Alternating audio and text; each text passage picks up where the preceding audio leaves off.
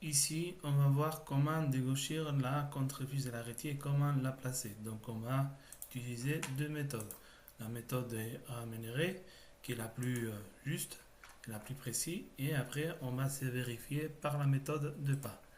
Donc, vous, sur votre dossier de travail, vous devez finir de tracer toute l'arrêté. Donc, vous tracez l'arrêté comme jusqu'à présent, à partir des chambrées, des chevrons et pannes. Ces chambres-là, vous les renvoyez sur la vue en plan pour ensuite pouvoir tracer l'arrêté.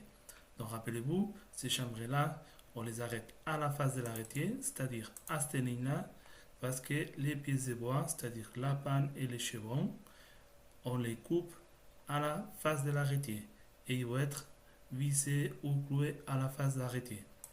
Donc, un petit rappel, les latis de l'arrêté représentent l'axe d'arrêté, comme on voit ici là. L'axe d'arrêté représente les latis. Et la face de l'arrêté, il est représenté par le délardement. Donc ici, on voit bien que ces points-là nous donnent, ces points-là qui viennent de la face de l'arrêté, nous donnent le délardement et il nous montre sur l'arrêté la face aussi de l'arrêté. Donc axe d'arrêté, face d'arrêté. Axe d'arrêté, face d'arrêté. Donc, ces principes de face et axe, il faut les avoir assez clairs pour pouvoir faire les dégauchissements de la contrefiche. Donc, vous tracez tout l'arrêté, l'ensemble de l'arrêté avec la coupe d'anglement et tout ça. Et maintenant, on va voir comment on fait les dégauchissements par la méthode de Ramenere. Donc, première chose à faire, c'est, comme d'habitude, la première chose, c'est dessiner la contrefiche sur le chemin d'emprunt. Donc, avant de tracer quelque chose sur l'arrêté, il faut toujours tracer sur le CE les pièces qui vont contre ou qui vont être sur l'arrêté. Donc, les chevaux d'emprunt, ça va être notre repère, toujours. Après, quand on va tracer les fêtages, c'est pareil. Donc, toujours notre repère, c'est les chevaux d'emprunt. Donc, une fois que vous avez dessiné la contrefiche, la seule chose qu'il faut faire, c'est prendre les dessous de la contrefiche et les prolonger à venir croiser la ligne de latis du CE et la ligne d'axe du CE. Donc, il faut tracer ce qu'on appelle la rampe de la contrefiche. Une fois que je trace cette rampe, la rampe, elle vient rencontrer le latis à un point précis. Et là, je vais tracer un raménéré. Ce raménéré, il va être d'équerre à l'axe du CE. Donc, une fois avoir dessiné ces deux lignes, on cote à partir de la ligne de trave ces deux points. Donc, les points du dessous, moi, je les ai préparés en amont. On a 5 mm et le raménéré par rapport à la ligne de trave, il est à 4,5. Donc, ces cotes-là, je vais les mettre sur l'arrêté. Donc, 0,5. Donc, les 0,5 sur le CE, il est en dessous de la ligne de trave. Donc, moi, sur l'arrêté, je les mets en dessous de la ligne de trave aussi. Et les 4,5, ils sont au-dessus. Donc, je fais la même chose.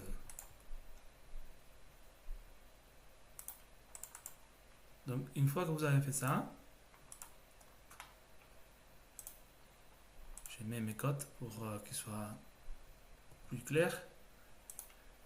Donc, on fait la même chose qu'ici. Les ramènerai, il est d'équerre à l'axe du CE. Ici, il va être d'équerre à l'axe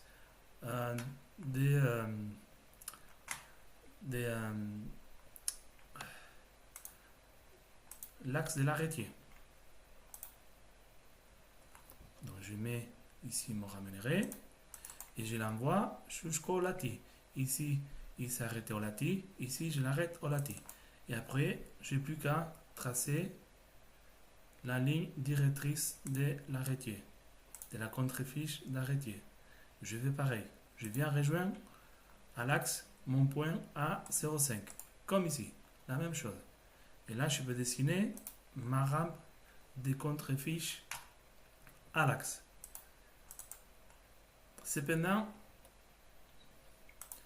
quand on trace un arrêtier, la contrefiche, on ne la dégauchit pas à l'axe, sinon on la dégauchit à la face. Donc, une fois que vous avez dessiné cette ligne directrice, on dessine une autre ligne qui passe par la face de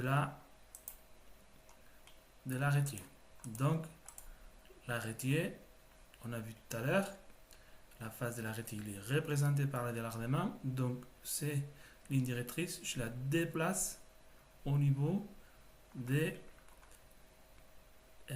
croisement de la ligne de ramènerie avec la face de l'arrêtier. Et après, je place la contrefiche. Je vais couper.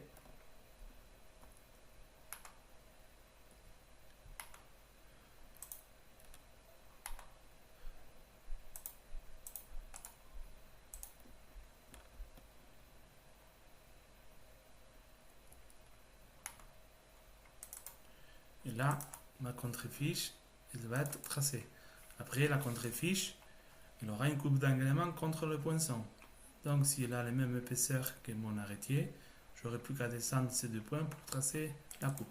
Donc, là, je viens de vous en parler, que la contrefiche de l'arrêtier, on l'a dégauchie à la face, pas à l'axe. Donc, je veux essayer de vous le montrer en 3D pourquoi on fait ça.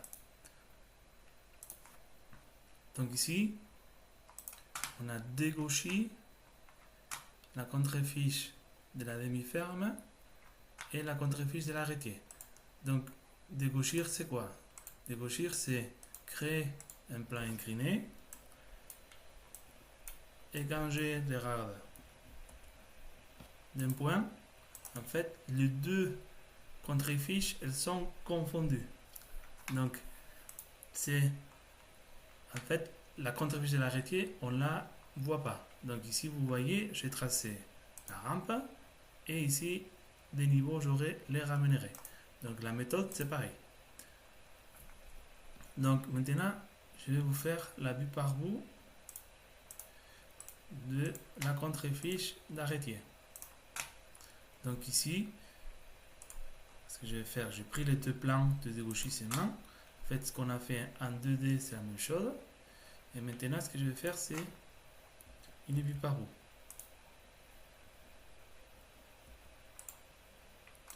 Donc, en fait, c'est ça. La contrefiche de la demi-ferme, c'est celui-là. Et la contrefiche de l'arrêté, c'est celui-là. Donc, vous voyez, ici, j'aurai la face ici.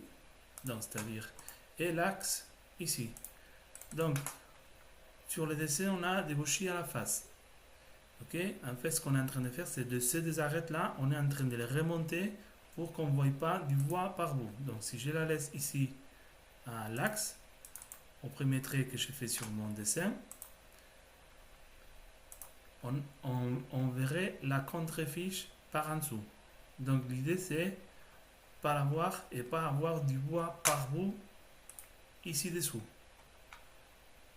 Donc, c'est pour ça qu'on se décale vers le haut. Le but, c'est pas voir du bois par bout. C'est ça le but. Donc c'est pour ça qu'on s'est dégauché à la face. En fait, c'est ce décalage là.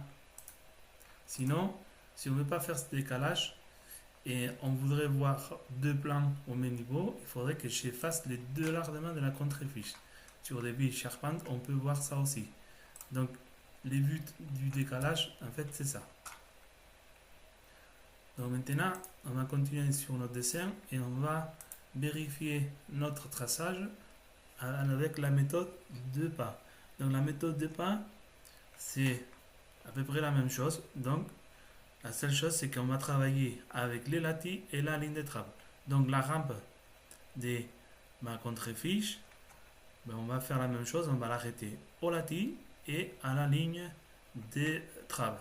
Et ces deux points-là, d'équerre, on va les envoyer à couper. La face et l'axe d'arrêtier. Donc ici pareil, la face et l'axe d'arrêtier. Donc ici la ligne est déjà dessinée.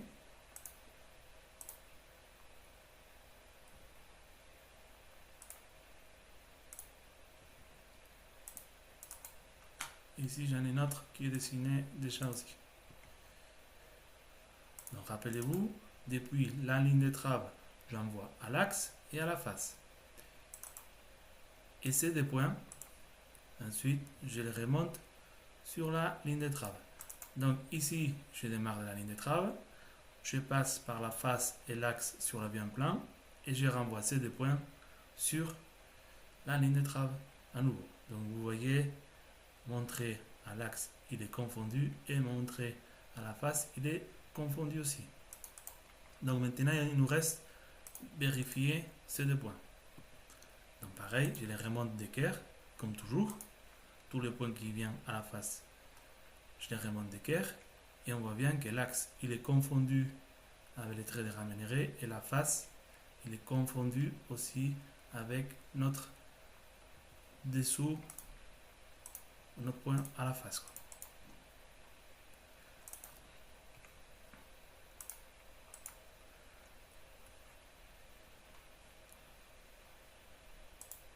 Donc tout ça pour les dégauchissements de la contrefiche.